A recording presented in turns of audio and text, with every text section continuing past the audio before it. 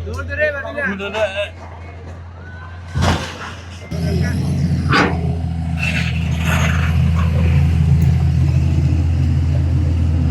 42 বছর যাবত এই প্রতিষ্ঠান এখানে স্থাপন হয়েছে, তখন বাড়িঘর এখানে পৌরসভা হয় নাই। 42 বছর যাবত আমার ব্যবসা এখানে পরিচালিত হচ্ছে।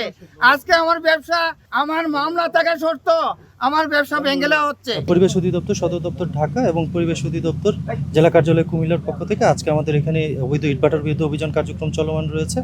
আমরা পৌরসভার ভিতরে অবস্থিত ইটভাটাটিতে আজকে প্রথমে অভিযান পরিচালনা করেছি। সকাল থেকে ইটভাটাটির চিমনি ভেঙে দেওয়া হয়েছে এবং কিলন ভেঙে দেওয়া হয়েছে।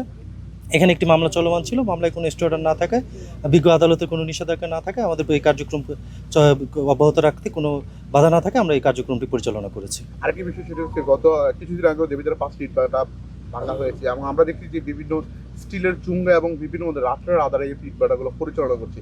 এই বিষয়ে আপনারা অবগত আছেন কিনা?